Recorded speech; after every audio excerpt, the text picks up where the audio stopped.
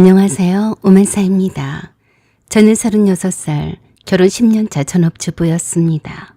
대학을 졸업하고 몇 년간 직장 생활을 했지만 결혼 후에는 집안과 아이를 돌보는 삶을 살게 되었습니다. 남편은 4살 연상이었고 대학 동문이었습니다. 처음에는 따뜻하고 다정한 사람이었어요. 결혼 초기에는 집안일도 함께하고 제가 힘들어하면 항상 곁에서 도와주었습니다. 그 모습 때문에 저는 안정감을 느꼈고 초기 결혼 생활에는 아무 문제가 없었어요. 하지만 남편에게는 술을 마시면 성격이 바뀌는 습관이 있었습니다. 본인 말에 의하면 업무 스트레스가 극심하다고 했습니다. 화물 운송업을 운영하며 차량 관리, 직원 관리, 대출 상황까지 책임져야 했습니다. 친구도 없고 감정을 털어놓을 만한 사람도 없었기에 술은 점점 그의 유일한 해방구가 되었습니다. 술을 마시면 평소 억눌렀던 분노가 폭발했고 작은 불만도 폭언과 폭행으로 이어졌습니다. 술이 왼수였어요. 그래서 저는 남편에게 술을 끊을 것을 강력하게 요구를 했었어요. 처음에는 노력을 해보겠다더니 전혀 그렇지 않더군요. 남편은 오히려 술을 갈수록 더 찾는 듯 보였습니다. 말짱한 정신으로 집에 들어온 적이 별로 없었어요. 남편은 곧잘 술을 혼자서도 마시고 누군가도 만나서 마시기도 했지만 주로 혼자 마시는 날이 많았습니다. 그 빈도수가 점점 더 심해졌고요. 그랬으니 술 때문에 저와 싸우는 일이 많아졌고 남편은 그때마다 더 뻔뻔해지는 느낌이 들었습니다. 내 말은 처음부터 안중에도 없었어요. 남편에게 있어서 무엇보다 더 큰 문제는 앞서도 언급을 했듯이 남편이 술을 마신 후에는 전혀 딴 사람이 된다는 것이었어요. 본인은 절대로 모릅니다. 아니, 모른 척 한 걸까요? 내가 아무리 목 터져라 말하면 뭐합니까? 본인이 술만 취하면 개또라이가 된다는 사실을 인정도 하지 않으니 말입니다. 술을 마신 후에 어떤 주사를 부렸는지를 기억을 못 해내곤 했어요.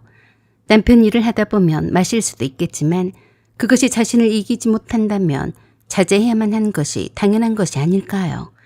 남편은 술을 이기지 못했습니다. 그런 사람이 술을 마시면 안 되는 거죠. 술에 관한 한 남편은 제 말을 듣지 않았습니다. 남편이 힘들게 일하고 있다는 것쯤은 이해할 수 있었어요. 하지만 술만큼은 제가 타협을 할 수 있는 것은 아니었습니다. 남편이 술을 마시는 것이 단순히 스트레스를 해소하기 위해서라지만 그냥 스트레스가 해소 차원에서 마신다면 말을 않겠어요. 사람이 술에 취하면 자기 본능대로 과감해진다고 하잖아요. 이성의 끈이 점점 더 느슨해지는 것 같았습니다. 남편이 일부러 술 핑계로 그렇게 자기가 하고 싶은 대로 하는지도 모르겠더군요. 집에 돌아오면 피곤과 스트레스가 겹쳐 사소한 일에도 예민하게 반응합니다. 너무 예민해서 정신이 좀 이상하지 않나 라고 생각할 정도였어요. 작은 집안일 하나, 아이의 장난, 제 말도 하나에도 쉽게 화를 내며 때로는 술과 함께 폭언과 폭행으로 이어졌습니다. 평소에는 차분하던 남편이 집에만 들어오면 완전히 다른 사람이 되는 것이었습니다. 완전히 미치고 환장할 노릇이었죠. 집구석이 이게 뭐야? 당신은 집에 있으면서 이런 것도 안 치우고 뭐 했어? 편에 빠졌구만. 나는 밖에서 뼈 빠지게 일하는데 집에서 놀고 자빠져 있으면서 청소도 제대로 안 한 거야. 그래놓고 내 돈으로 밥이 넘어가? 라며 문 열고 들어오자마자 잔소리 폭탄을 하기 시작했습니다. 신발이 이게 뭐야? 내가 발 디딜 틈이 없잖아. 이거 빨리 정리 안 해?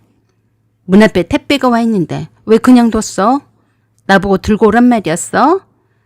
더럽게 왜 택배 상자를 집 안으로 들여? 문 밖에서 개봉을 하고 종이 상자는 빨리 버리지 못해? 집안 꼴이 이게 뭐야? 내가 들어올 시간이 되면 청소 정도는 말끔 해놔야 하는 게 정상이 아니야?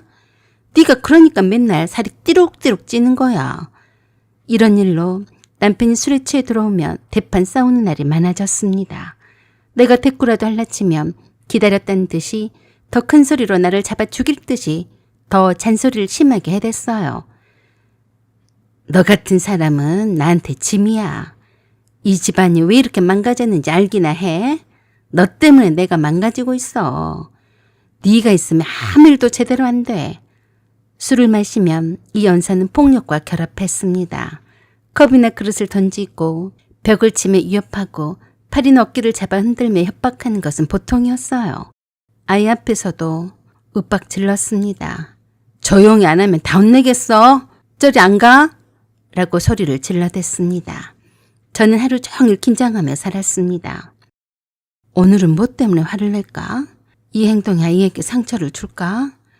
밤마다 불안 속에서 잠들고 아침이 오면 또다시 공포 속 하루가 시작되었습니다. 남편은 단 하루도 술에 취하지 않고 집에 들어온 적이 손에 꼽을 정도였어요. 심지어 남편은 저희 일상과 말투까지 통제하려 했습니다. 왜 이렇게 느리게 움직여? 아이랑 놀면서 왜 그렇게 소리 질러? 너는 아무것도 제대로 하는 게 없어. 한 번은 제가 설거지를 하다 손을 다치자 남편은 술에 취해 소리쳤습니다. 가지가지 한다. 갖지 않게 설거지도 제대로 못하냐? 라고 하면서 그와 동시에 컵을 던졌고 그것을 본 아이는 울음을 터뜨렸습니다. 저는 공포 속에 몸을 숨기며 아이를 꼭 안았습니다. 그는 저의 불안과 공포를 즐기는 듯 했습니다. 아귀처럼 웃으면서 그러더군요. 겁먹었네. 내가 무섭지? 라고 말했습니다. 이런 일이 반복되면서 제 자존감은 한없이 무너지더군요. 처음엔 그러다 말겠지 싶었지만 나날이 더 심해졌습니다. 그 다음 날엔 언제 그랬냐며 나 몰라라 했어요. 미치고 환장을 노르셨죠. 그래서 술을 끊으라고 하면 대번에 그랬습니다. 그럼 나보고 죽으라고 하는 거야? 난 술이라도 없으면 못 살아. 정 내가 술 마시는 게 마음에 안 들면 네가 나가서 돈 벌어와. 내가 집안일을 할게. 어때? 그렇게 할 수 있어? 뭐? 지금 그걸 말이라고 하고 있어? 당신이 집안일에다 육아를 전담할 수 있겠어? 함부로 말하지 마. 밖에서 일하는 남자가 당신 혼자뿐이야. 왜 맨날 죽는 소리만 해? 라고 해봤자 소용이 없었어요. 시간이 지나면서 폭언은 점점 심해졌습니다.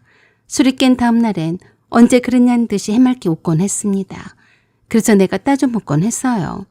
당신 어제 술 취해서 나한테 너는 왜 이렇게 하나도 쓸모가 없냐? 집안일은 다 네가 망치고 있어.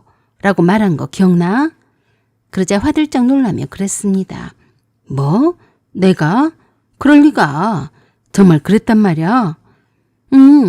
또 기억이 안 나? 기억이 안 나는데. 미안해. 진짜로 안 나는 거야? 아니면 안 나는 척을 하는 거야? 진짜야. 왜 내가 당신한테 거짓말을 하겠어.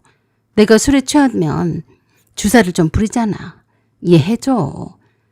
그런데 갈수록 심해지니까 문제야. 술 좀 적당히 마시면 안 될까? 당신은 술을 못 이기는 것 같아. 건강에도 안 좋고 나도 힘들어. 어제 밤중에 소리를 지르고 난리였잖아. 애들도 깨우고 아랫집에 들릴까 봐 얼마나 마음을 졸였는 줄 알아? 그만해. 내가 술을 조금만 마시도록 노력을 할게. 그런데 내가 술이 아니면 뭘로 스트레스를 풀겠어. 내가 담배를 피우는 것도 아니고 사람들을 만나서 술 한잔을 기울이면서 이런저런 얘기를 나누는 것이 그나마 내 스트레스 해소법이잖아. 그런데 내가 너무 속상해. 당신이 갈수록 말하는 것이 거칠어져. 취중 진담이라고 했는데 술 핑계로 나한테 다 퍼부는 거야? 아니야. 내가 당신한테 뭘 어떻게 했는지는 모르겠는데 조심할게. 맨날 이런 식이었습니다. 말하기 불리하면 모르쇠로 일관을 했어요. 남편 행동을 더 이상 봐줄 수가 없는 지경까지 가버렸어요. 말로만 끝나는 것이 아니라 술잔을 던지고 벽을 치고 때로는 제 팔을 붙잡아 흔들기도 했습니다. 문을 얼마나 세게 쳤던지 문이 부서져서 문짝을 교체해야만 했어요. 남편이 그런 과격한 행동 때문에 남편이 술에 취해서 집에 들어오는 날에는 나는 그저 숨죽이고 남편의 폭언과 잔소리를 고스란히 참아내야만 했습니다. 더욱더 참을 수 없었던 것은 아이 앞에서도 소리를 지르며 또 한 번 자기한테 말대꾸를 하거나 대들면 가만두지 않겠다고 윽박지르거나 협박하는 상황이 반복됐습니다. 저는 처음엔 참고 살았습니다. 아이 때문에라도 버텨야 한다고 생각했어요. 남편이 술에 취하지만 않으면 말짱해 보였으니까요. 하지만 밤마다 불안 속에 잠이 들었고 아침이 오면 또다시 공포 속에 하루가 시작되는 삶은 더 이상 견뎌낼 수가 없었어요. 집안은 점점 감옥처럼 느껴졌습니다. 작은 실수에도 남편의 분노가 폭발했고 저는 항상 긴장한 채 하루를 살았습니다. 무엇보다도 이대로는 아이 교육에 대해서는 정말로 절망적이었습니다. 남편은 갈수록 뻔뻔스러웠고 자신의 잘못을 전혀 뉘우치지 않았습니다. 남편은 집에 들어오는 순간부터 늘 예민했습니다. 하루 종일 스트레스와 피로를 안고 돌아온 그는 작은 집안일이나 제 말도 하나에도 쉽게 화를 냈습니다. 저는 하루 종일 오늘은 어떤 이유로 남편이 내게 화를 낼까 라는 불안 속에서 숨을 죽여야만 했습니다. 사소한 실수에도 남편이 과민하게 반응하자 제 자신이 모든 문제의 원인처럼 느껴졌습니다. 반복되는 폭언과 긴장은 제 자존감을 조금씩 갉아먹었고 아이에게 상처가 될까봐 더 조심하며 하루하루를 버텼습니다. 아이가 저를 바라볼 때 난 이렇게 사는 것이 정말 부끄러웠습니다. 2020년 여름 저는 더 이상 참을 수 없다고 결심했습니다. 그래서 남편에게 경고를 했어요. 오늘이 마지막이다. 더는 못 버티겠어. 이혼을 하자. 그러자 남편이 웃으면서 그랬습니다. 이혼은 못 해주니까 너 혼자 나가. 아주 담백한 남편의 그 말이 소름이 돋았습니다. 이젠 술에 취하건 안 취하건 똑같이 행동을 하더군요. 원래 그런 사람이었어요. 저는 절망적이었고 이혼을 해주지 않겠다는 남편의 말에 한시라도 함께 있다가는 내가 정신이 돌아버릴 것만 같아서 집을 나왔습니다. 아이를 데리고 나가고 싶었지만 막상 아이를 데리고 갈 곳이 마땅치 않아서 너무 두려워 혼자 먼저 집을 나왔습니다. 남편이 아이를 데려가는 것을 절대로 용납을 하지 않겠다고 해서 이렇게 지지부진하게 시간을 끌게 되었는데 더 이상은 제가 견디지 못하겠더라고요. 친정으로 향하는 길 발걸음은 떨리고 가슴은 빠르게 뛰었습니다. 내 인생의 전환점이 될 그 발걸음에도 난 마음이 편치 않았습니다.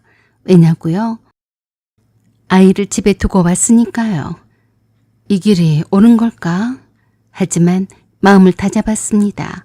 하루라도 빨리 이혼 소송을 끝내고 아이를 내 품으로 데리고 오겠다고 다짐을 했어요. 남편은 별거 중에도 연락을 계속 보냈습니다. 집으로 돌아와라. 안 그러면 후회할 줄 알아라. 라고 자주 협박 메시지를 보내왔습니다. 공포가 몰려왔지만 저는 단호히 마음을 정했습니다. 법으로 해결을 할 수밖에요. 2020년 10월 저는 이혼 소송을 제기했습니다. 요구사항은 명확했습니다. 남편의 폭언과 폭행으로 인한 위자료 2천만 원과 재산 분할 그리고 아이의 친권 및 양육권과 이혼 후에 아이의 양육비 요구였어요. 남편은 끝까지 잘못을 인정하지 않았습니다. 폭행은 없었고 혼인 파탄은 아내가 가출했기 때문이다라고 했으며 잊지도 않은 사실을 꾸며댔습니다. 내가 아마도 다른 남자가 생겨서 그런 거라고요. 그 말을 시어머니와 시누이도 그대로 믿고 친정 부모님께 전화를 해서 온갖 가진 욕설을 다 퍼부어댔습니다. 적반하장이 따로 없더라니까요. 사돈, 딸 교육을 어떻게 시켰길래 이 어린 것을 놔두고 남편 있는 여자가 남자가 좋아서 집을 나갔어요? 그러자 저희 친정엄마가 가만히 있을 리 만무했었죠. 뭐요? 뭘 알고나 말을 해요? 내 딸은 바람 핀 적이 없어요. 당신이나 당신 아들을 어떻게 교육을 시켰길래 맨날 술만 처먹고 집에 와서 깽판을 쳐대요? 당신 집안에서는 남자가 술 처먹고 와서 주사를 부리든 깨부수든 상관없는 모양이죠? 나는 살면서 그런 꼴은 못 보고 살았네요. 감히 어디다 대고 남자 따라서 집을 나갔다는 막말을 하는 거예요. 웃기지 말아요. 남자가 바깥일을 하다 보면 술도 마실 수도 있는 거지. 그게 무슨 대수라고 애까지 두고 집을 나가요? 남자가 있으니까 환장해서 자식이고 남편이고 뭐고 눈에 뵈는 게 없는 거 아니에요. 남의 집에 시집을 보내려면 잘 가르쳐서 보냈어야죠. 남의 집안 망쳐둘 일 있나요? 어따 대고 이혼 소송이나 어쩌네. 가짜나 죽겠네 정말. 소송 중에도 남편은 저를 압박하며 협박 메시지를 보냈고 심지어 나를 보면 가만두지 않겠다고 친정 부모님께 협박 전화까지 했습니다. 남편의 그러한 행동과 시댁 식구들의 무자비한 언행 등이 저를 정신적으로 무척이나 힘들게 했어요. 재판 과정은 길고 지치기만 했습니다. 저는 아이를 내가 양육하기 위해서 무슨 일이든지 닥치는 대로 할 각오가 되어 있었어요. 뭐니 해도 내가 돈이 없고 경제적인 자립이 되어 있지 않으면 모든 것이 물거품이란 사실이 나를 더 힘들게 했습니다. 그렇지만 나는 그 어려움 속에서도 꿋꿋하게 하루하루를 열심히 살아가면서 이혼 후에도 아이와 함께 잘 살 생각만 했습니다. 증거를 제출하고 증인을 준비하며 매일 불안 속에서 잠들었습니다. 내가 과연 이길 수 있을까? 아이에게 이혼이 상처가 되지 않을까? 라고요. 하지만 내가 먼저 살아야 아이도 행복할 것이라고 결론을 내렸습니다. 법원은 혼인관계가 회복할 수 없을 정도로 파탄되었다고 판단했습니다. 남편의 지속적인 폭력과 모욕은 위자료 산정의 중요한 근거가 되었습니다. 마침내 법원의 판결이 내려졌습니다. 혼인관계 파탄의 주된 책임은 남편에게 있다. 위자료 1,500만 원 지급하라. 라는 판결이 내려졌고 양육권도 제가 갖게 되었습니다. 법원은 아이 안전과 심리적 안전을 고려하여서 어머니인 저에게 친권과 양육권을 부여했습니다. 남편은 폭력적 성향과 예민한 성격으로 인해 양육 환경이 적절하지 않다고 판단했습니다. 실제 재판에서도 일반적인 기준에서도 가정폭력이나 학대가 있는 경우 법원은 주로 아이에게 안정적인 양육 환경을 제공할 수 있는 부모에게 양육권을 부여합니다. 돌이킬 수 없는 시간과 상처가 남아 있었지만 적어도 법원은 제 손을 들어주었습니다. 이제 아이와 함께 새로운 삶을 시작할 수 있다는 희망이 생겼습니다. 저는 제가 집을 나오면서 다짐을 한 그대로 딸아이를 제가 데리고 함께 살 수 있게 되었습니다. 지금은 부모님과 함께 딸아이를 돌보면서 잘 살고 있습니다. 딸아이가 더 이상 남편의 폭언과 폭행이 난무한 환경에서 자라지 않아도 되어서 얼마나 좋은지 모르겠어요. 앞으로 우리 모녀에게 좋은 일만 생길 것이라 믿습니다. 사연은 여기까지입니다. 구독과 좋아요, 알림 설정 부탁드려요. 감사합니다.